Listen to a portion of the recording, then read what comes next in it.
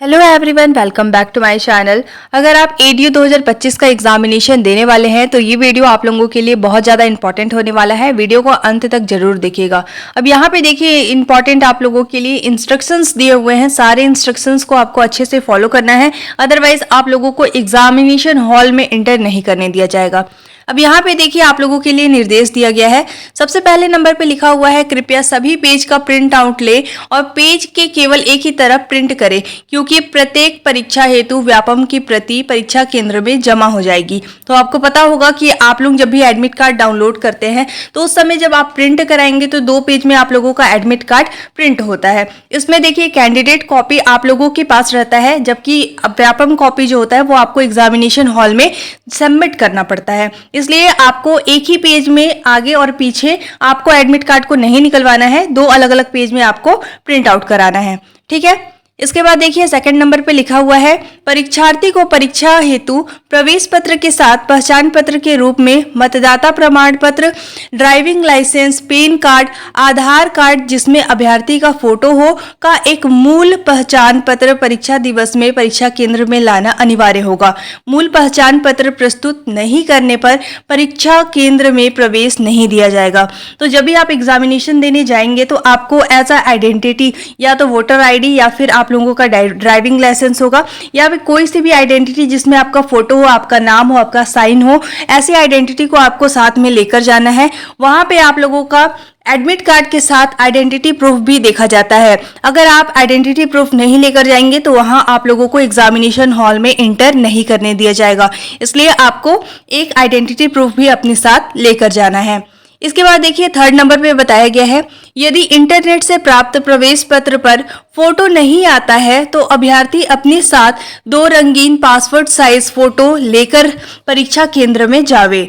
आपने देखा होगा कि बहुत से स्टूडेंट जो अपना खुद से रजिस्ट्रेशन करते हैं उन लोगों का फोटो जो है वो क्लियरली विजिबल नहीं होता है, और वहां पे चेक करते समय अगर आपका फोटो क्लियर नहीं है और आप अपने साथ अगर फोटो नहीं लेकर जाएंगे तो वहां पे भी आप लोगों को एग्जामिनेशन नहीं दिया जाता है। इसलिए देखिए, अगर आपका फोटो विजिबल ही नहीं है तो ऐसे में आपको अपने साथ 2 रंगीन फोटो लेकर जाना है। आइडेंटिटी प्रूफ के लिए कोई एक कार्ड, कोई सा भी, जैसे आप वोटर ID कार्ड ले जा सकते हैं, आधार कार्ड ले जा सकते हैं जिसमें आपका फोटो साइन हो, ये लेकर जाना है। साथ ही आपको 2 रंगीन फोटो अपने साथ रखनी है। ठीक है। इसके बाद देखिए, 4th नंबर पे बताया जा रहा है, परीक्षार्थी परीक्षा के दिन परीक्षा प्रारंभ के समय कम से कम 1 घंटा पहले परीक्षा केंद्र में उपस्थित रहें, जिससे परीक्षार्थी का सत्यापन मूल पहचान पत्र से किया जा सके। तो देखिए, 1 घंटा पहले आप जाएंगे तो वहां पे आप लोगों का चेकिंग होता है, आइडेंटिटी कार्ड देखा जाता है, साथ ही आप लोगों का वहां पे एडमिट कार्ड देखा जाता है। तो आपको 1 घंटा पहले जाना है ताकि आप लोगों का लेट भी ना हो, और साथ ही आप लोगों का वहां पे जो वेरिफिकेशन होता है वो इजिली हो जाए, आपका ज्यादा टाइम वेस्ट ना हो।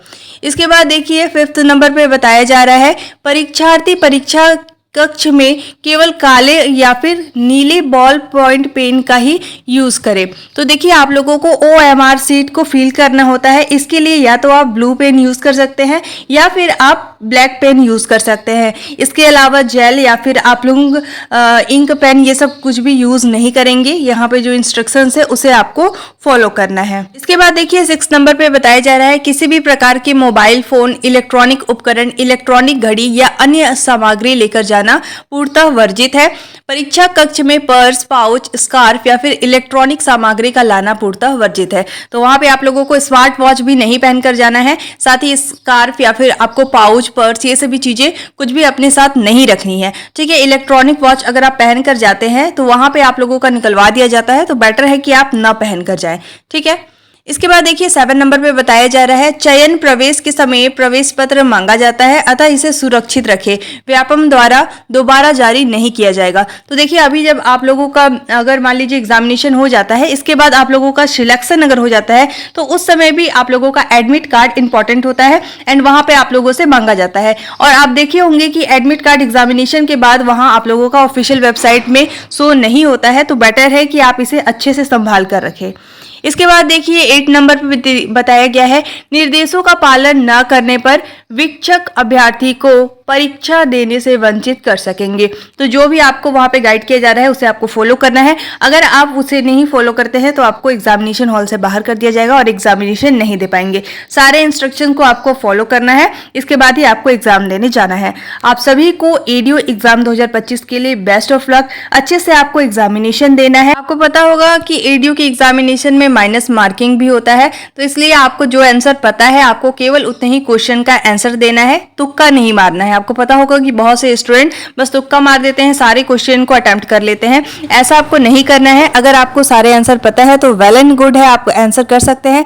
बट जो क्वेश्चन आपको नहीं पता है, जो आंसर आपको नहीं पता है, उस क्वेश्चन को आपको स्किप कर देना है, ठीक है। अगर आपने अभी तक एडीओ 2025 का एडमिट कार्ड डाउनलोड नहीं किया है तो देखिए आई बटन पे आपको एक लिंक शो हो रहा है, उसे देखकर आपको एडमिट कार्ड को जल्द से जल्द डाउनलोड कर लेना है। क्योंकि देखिए अभी जब आप लोगों का हॉस्टल वार्डन का एग्जामिनेशन हुआ था तो उस दिन लास्ट डे में सर्वर प्रॉब्लम हो गया था, बहुत से स्टूडेंट एग्जामिनेशन नहीं दे पाए थे।